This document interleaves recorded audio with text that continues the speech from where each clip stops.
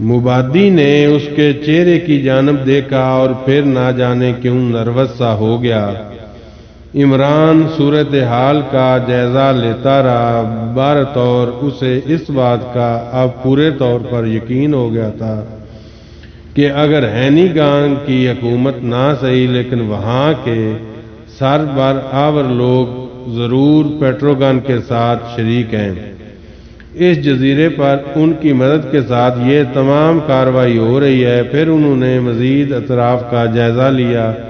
کچی سڑک بل کھاتی ہوئی جنگل کی جانب چلی گئی تھی، بہت فاصلے پر جا کر آبادی تھی، لیکن یہ سڑک آبادی کی بجائے اس کی مخالف سمت جاتی تھی۔ عمران اور الحیات مبادی تقریباً 1.5 میل چلنے کے بعد ایک ایسی عمارت کو دیکھنے میں کامیاب ہو گئے جو نیچی چھت والی تھی، اور اس عمارت کا جائزہ لے رہے تھے کہ انہیں درختوں کی آڑ میں کچھ گڑگڑاہٹ سی سنائی دی، اور انہوں نے جلدی سے اپنے لیے ایک پوشیدہ مقام بنا لیا۔ پھر وہ یہ دیکھ کر حیران رہ گئے کہ ترپالوں سے ڈھکے ہوئے بڑے بڑے ٹرکوں کا ایک قافلہ دائیں جانب سے نکل کر اسی سڑک پر آ رہا ہے۔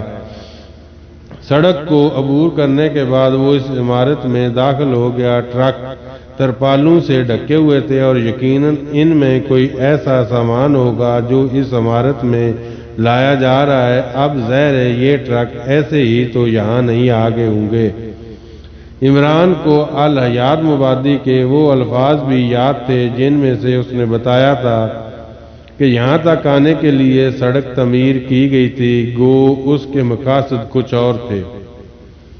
پھر وہ کافی دیر تک اپنی جگہ انتظار کرتے رہے، اور اس کے بعد انہوں نے ان ٹرکوں کو واپس نکلتے ہوئے دیکھا، اور ایک ایک کر کے قطار کی شکل میں آ رہے تھے، اور ان کی ترپالیں اب لپٹی ہوئی پڑی تھیں۔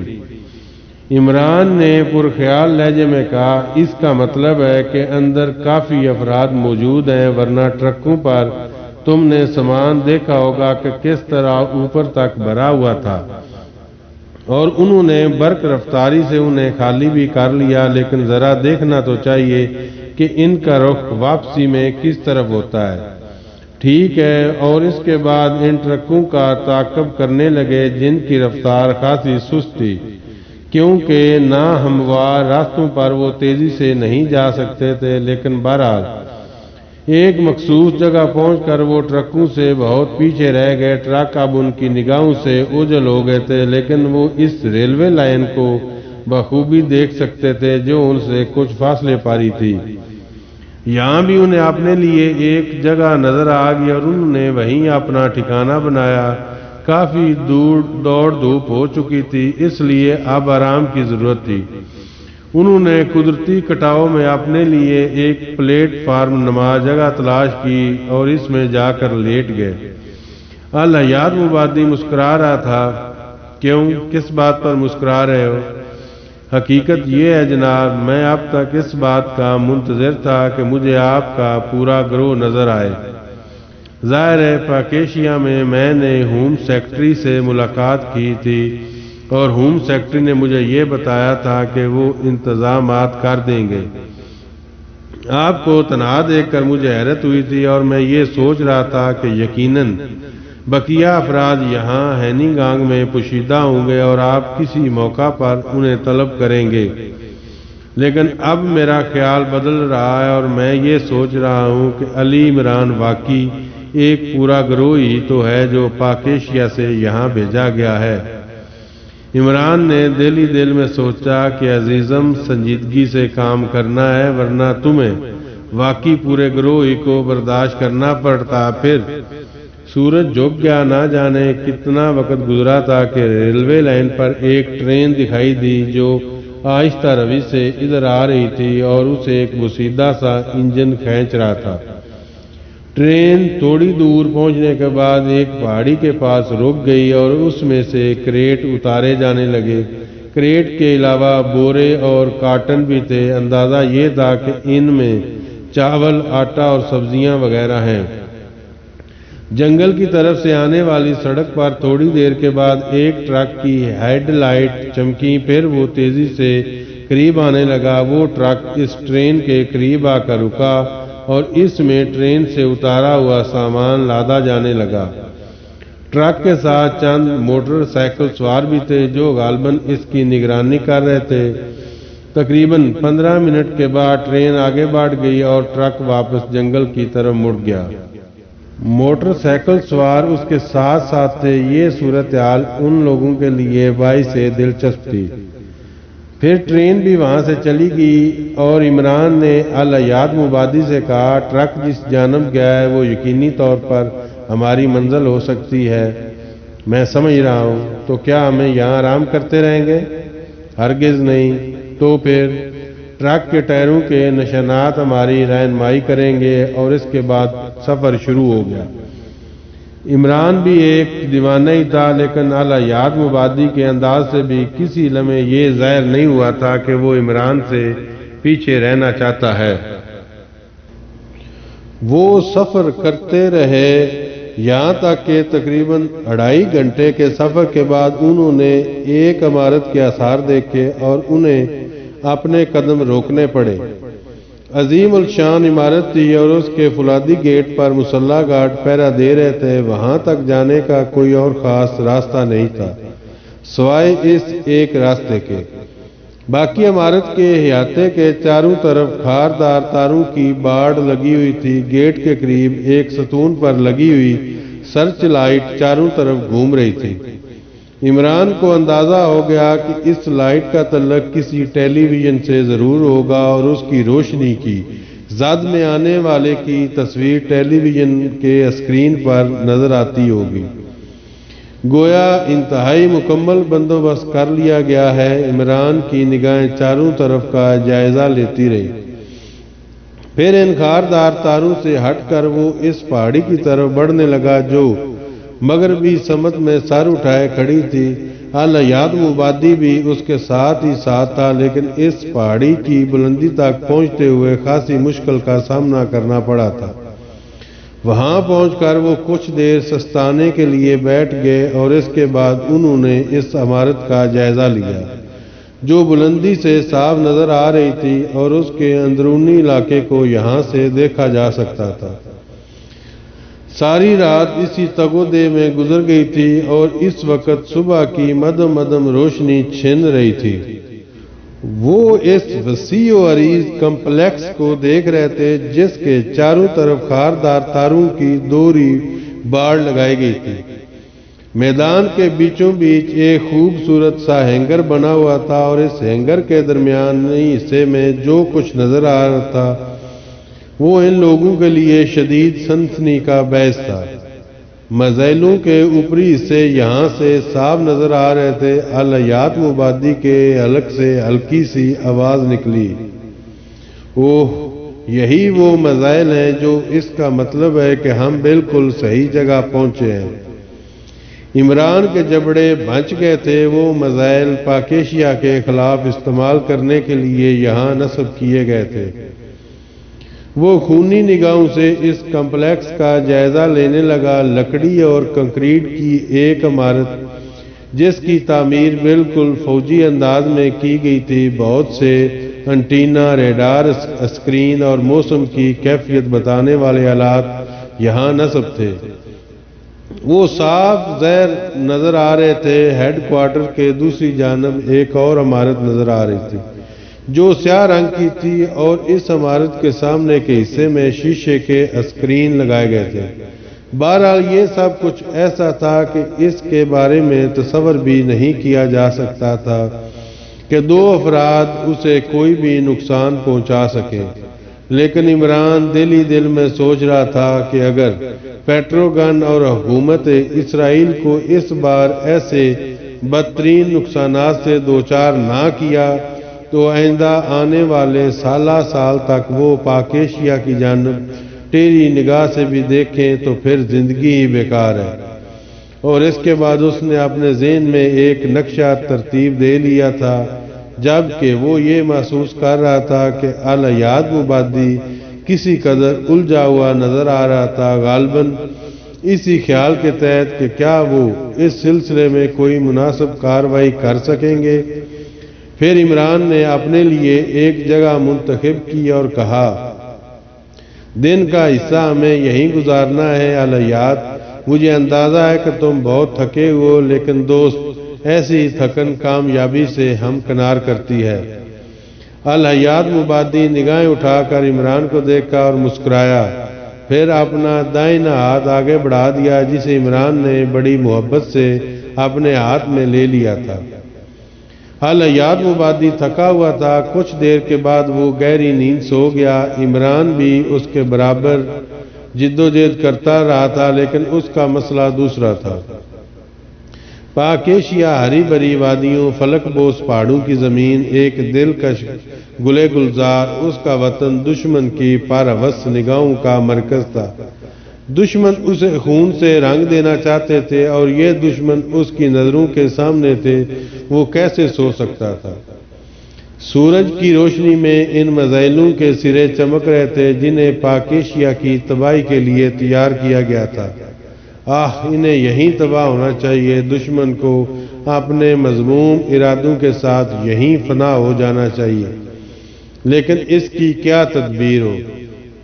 وہ دیکھتا رہا، خاردار تاروں کے احاطے میں ٹرکوں اور گاڑیوں کی آمد و رفت جاری تھی۔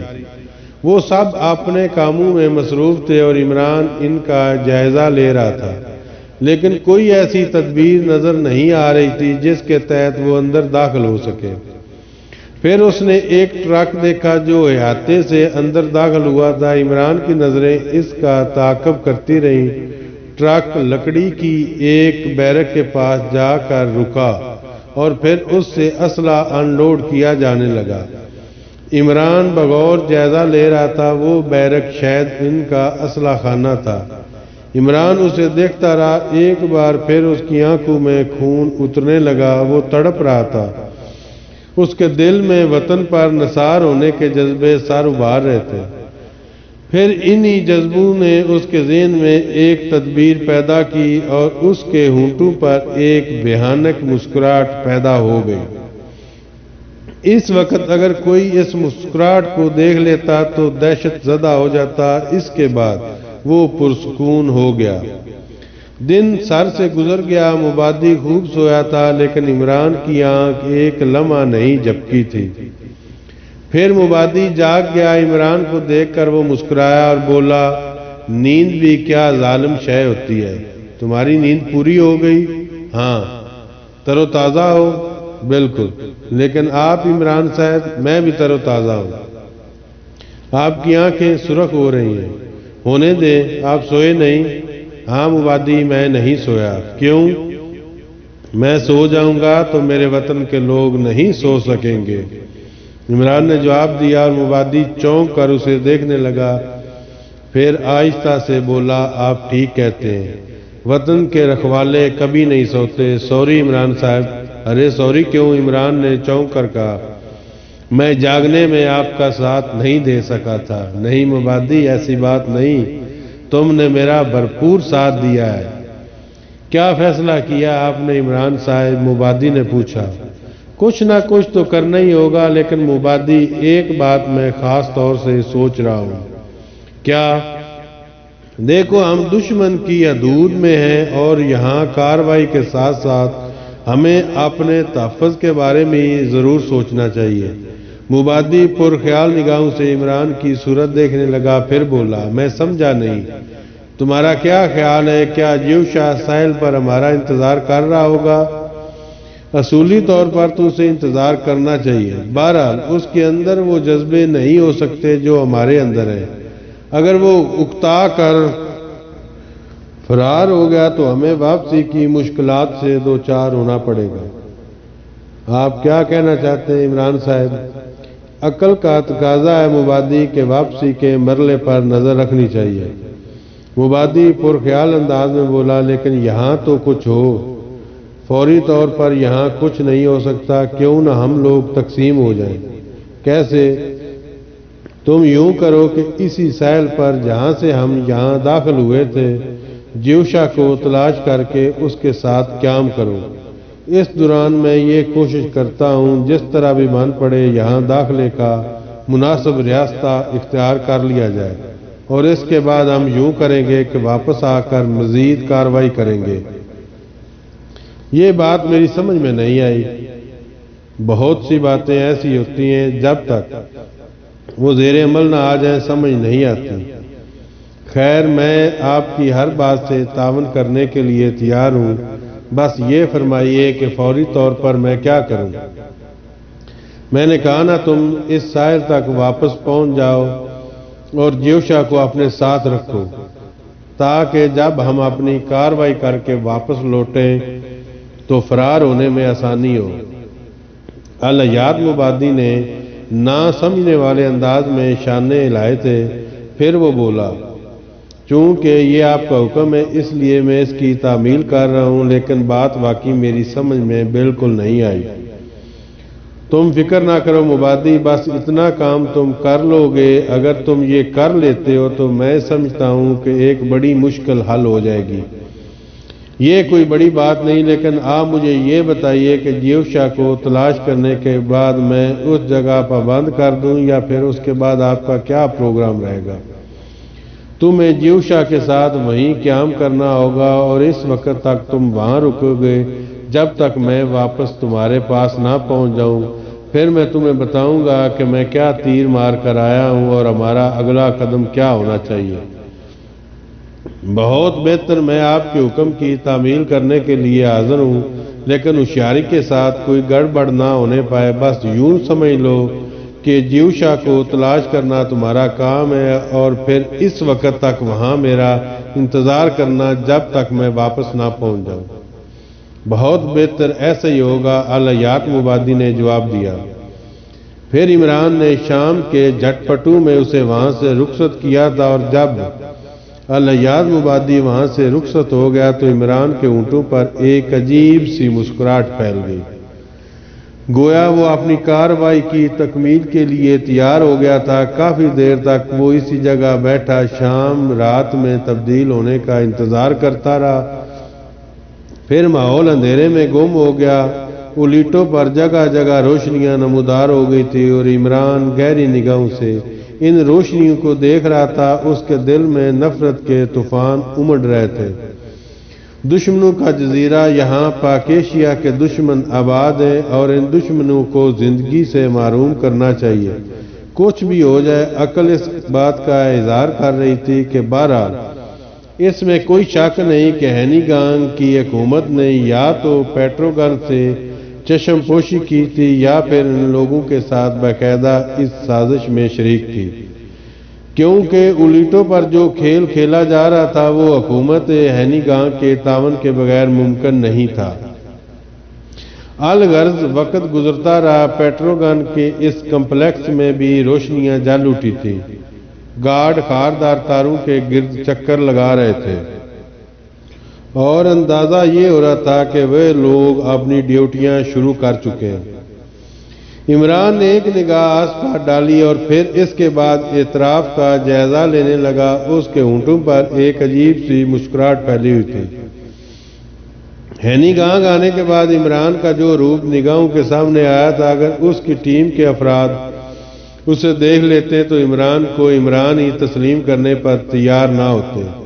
سنجیدہ، بردبار اور نہایت ہی مہذب انسان، جس کے چہرے پر نہ تو حماقت کا کوئی شائبہ تھا اور نہ ہی اس کے الفاظ میں اب کوئی شرارت باقی رہ گئی تھی۔ جذبوں کا یہ انداز ایک اپنی الگ تحریر رکھتا تھا۔ پھر آہستہ آہستہ وہ اپنی جگہ سے نیچے اتر آیا۔ اطراف میں ماحول خاصا پرسکون تھا۔ سرچ ٹاور پر سرچ لائٹس روشن ہو گئی تھی اور انہوں نے گردش کرنا شروع کر دیا تھا۔ ان کے زاویے کچھ ایسے تھے کہ دور دور تک کے مناظر واضح ہو جائیں۔ عمران نے ایک ماہر ڈائریکٹر کی طرح اپنے ہر قدم کا جائزہ لیا تھا۔ چھوٹی چھوٹی چٹانیں، گھاس کے جھاڑ اس کے مامن بن سکتے تھے، ورنہ پورا علاقہ سرچ لائٹوں کی روشنی میں تھا۔ وہ سرچ لائٹوں کی گردش کا بھی جائزہ لیتا رہا، کتنی دیر میں وہ کس جگہ سے گزرتی ہیں اور کہاں کہاں سے بچ کر اس تک پہنچا جا سکتا ہے۔ پھر عمران نے ایک جھاڑی کا سہارا لیا۔ سرچ لائٹ اس کے اوپر سے گزر گئی تھی۔ جب وہ تھوڑی سی آگے بڑھی تو عمران نے اپنی دائنی سمت دوڑ لگائی اور ایک چٹان کی آڑ میں پہنچ گیا۔ سرچ لائٹ اپنا دائرہ برق رفتاری سے پورا کر رہی تھی۔ چٹان کی آڑ سے گزرنے کے بعد جب پھر وہ آگے بڑھی تو عمران نے تیسرا اینگل سنبھالا، چوتھا، پانچواں اور چھٹا، اور اس کے بعد اس کے اسی انداز میں آگے بڑھتا ہوا خاردار تاروں کی باڑ کے پاس پہنچ گیا۔ گارڈ کی گردش بھی وہ دیکھ چکا تھا، وہ کتنی دیر میں کہاں سے گزرتا، پھر وہی ہوا۔ عمران اس وقت ایک خاردار تار کے قریب پہنچ چکا تھا اور گارڈ کو چند لمحات میں وہاں پہنچنا تھا۔ پھر عمران نے اسی انداز میں اپنے آپ کو زمین پر گرا لیا جیسے وہ زندگی سے محروم ہو گیا ہو۔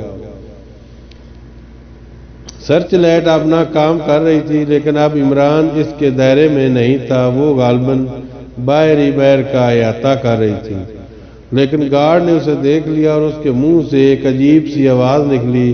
پھر وہ خاردار تار کا ایک حصہ ہٹا کر عمران پر جھکا اور اسے ٹٹول کر دیکھنے لگا۔ اسے حیرت تھی کہ یا تو یہ کوئی سویا ہوا انسان ہے یا پھر کوئی لاش، لیکن آخر یہ کہاں سے آ گئی یہاں پر؟ لیکن یہ اس کی زندگی کا آخری تجسس تھا۔ جو ہی وہ عمران پر جھکا اور اس نے اسے سیدھا کرنے کی کوشش کی، اس کی گردن عمران کی گرفت میں آ گئی اور پھر اس طرح عمران کے انگوٹھے اس کے نرخرے میں پیوست ہوئے کہ وہ جنبش بھی نہ کر سکا۔ گارڈ کو اس طرح ختم کرنے کے بعد اس نے اس کے تنفس کا جائزہ لیا اور اطمینان ہونے کے بعد کہ وہ اپنے کام کو مکمل کر چکا ہے، پھرتی سے اٹھ کھڑا ہوا۔ یہ موقع بالکل نہیں تھا کہ وہ گارڈ کے لباس کو دیکھتا اور اسے استعمال کرنے کی کوشش کرتا۔ البتہ اسے یہ موقع مل گیا تھا کہ وہ گارڈ ہی کے انداز میں جنبش کرتا ہوا اس اسلحہ خانے تک جا سکے جس کا اس نے دن کی روشنی میں جائزہ لیا تھا اور جسے دیکھنے کے بعد ہی اس نے یہ پروگرام بنایا تھا۔ لکڑی کی بیرک بنائی گئی تھی جس کے نیچے مضبوط پائے لگے ہوئے تھے اور ایک گہرا خلا تھا۔ خلا عمران کے لیے سب سے زیادہ کشش کا باعث تھا، بس وہاں تک پہنچ جانا تھا۔ چنانچہ وہ رات کی تاریکی کا فائدہ اٹھا کر ایسے انداز میں اس بیرک کی جانب بڑھنے لگا جیسے کوئی گارڈ اپنی ڈیوٹی دے رہا ہو۔ گارڈ کی رائفل البتہ اس نے اپنے ہاتھ میں لے لی تھی۔ بیرک تک پہنچنے میں اسے کوئی دقت پیش نہیں آئی، لیکن بیرک کے دروازے پر موٹا سا تالا پڑا ہوا تھا۔ عمران کو اس بات کی بالکل پرواہ نہیں تھی، بس وہ اطمینان سے ادھر ادھر دیکھ کر بیرک کے نیچے سرک گیا۔ بیرک کے نیچے بھی تختے کا فرش تھا، لیکن عمران کو بالآخر ایک ایسی جگہ مل گئی جہاں سے وہ اپنا کام کر سکتا تھا۔ غالباً یہ بیرک پہلے عام استعمال کے لیے ہوگی کیونکہ وہاں ایک بیت الخلاء بنا ہوا تھا جو اب بالکل خشک پڑا تھا اور اس میں وہ جگہ بھی تھی جہاں سے اندر داخل ہوا جا سکتا تھا۔ البتہ عمران کو رائفل کی مدد سے تھوڑے سے تختے اکھاڑنے پڑے جس میں سے اسے کوئی خاص دقت نہیں ہوئی۔ اس کے بعد وہ بیرک میں پہنچ گیا۔ یہ واقعی ایک ایسا اسلحہ خانہ تھا جسے انتہائی خوفناک کہا جا سکتا تھا۔ لاتعداد کارٹن جن میں بہت سے خوفناک ہتھیار موجود تھے، جن میں ریموٹ کنٹرول بم اور ایسی دوسری اشیاء بھی موجود تھی۔ عمران نے انہیں دیکھا اور اس کے ہونٹوں پر عجیب سی مسکراہٹ پھیل گئی۔ پھر وہ ایک نگاہ اطراف کا جائزہ لینے کے بعد اپنا کام کرنے کے لیے تیار ہو گیا۔ صبح کی روشنی نے کمپلیکس میں زندگی جگا دی۔ وہاں کے کام شروع ہو گئے اور لوگ اپنے اپنے کاموں میں مصروف تھے۔ پھر اسلحہ خانے کا دروازہ کھلا اور عمران باہر نکل آیا، لیکن عجیب حالت میں تھا۔ اس کے پورے جسم سے خوفناک بم بندھے ہوئے تھے، بدن کا کوئی حصہ ان سے خالی نہیں تھا۔ اس کے علاوہ اس نے انتہائی خوفناک ریموٹ کنٹرول بم ہاتھوں میں پکڑے ہوئے تھے۔ سب سے پہلے کمپلیکس کے کیئر ٹیکر نے اس عجیب الخلقت شخص کو دیکھا اور حیران رہ گیا۔ وہ تیزی سے آگے بڑھ کر اس کے قریب پہنچ گیا۔ یہ کیا ہے؟ کون ہو تم؟ پاکیشیا، عمران نے جواب دیا۔ پاکیشیا وہ عظیم ملک جس کے خلاف تم یہاں سازش کر رہے ہو۔ کیا بکواس کر رہے ہو؟ اور تم نے یہ اپنا حلیہ کیا بنا رکھا ہے؟ انہیں پہچانتے ہو؟ یہ کیا ہے؟ غور سے دیکھو، یہ تمہاری تباہی ہے۔ میں اس وقت سب سے خطرناک ایٹم بم ہوں جو تمہاری تباہی کے لیے کافی ہے۔ اب کیئر ٹیکر کو اس سنگین صورتحال کا اندازہ ہوا تھا۔ جتنے بم عمران کے بدن سے بندھے ہوئے تھے وہ واقعی اس پورے کمپلیکس کو اڑا دینے کے لیے کافی تھے۔ کیئر ٹیکر کے بدن سے پسینہ چھوٹ گیا۔ کیا چاہتے ہو؟ پیٹروگن سے ملاقات۔ کیوں؟ کیا تم موت چاہتے ہو؟ جو میں کہہ رہا ہوں وہ کرو اور اپنے بہادروں سے کہہ دو کہ ایک بھی گولی چلی جو انجام ہوگا اس سے تم ناواقف نہیں ہو۔ کیئر ٹیکر پاگلوں کی طرح بھاگتا ہوا اب اس کے حواس نے ساتھ چھوڑ دیا۔ اسے سنگین صورتحال کا احساس ہوا تھا۔ پھر اس نے کمپلیکس سے ایک میگا فون حاصل کیا اور اس کے بعد اس کی آواز ابھری، تمام گارڈز متوجہ ہوں، تمام گارڈز متوجہ ہوں۔ کمپلیکس میں ایک شخص گھس آیا، اس کے پورے بدن سے بم بندھے ہوئے ہیں۔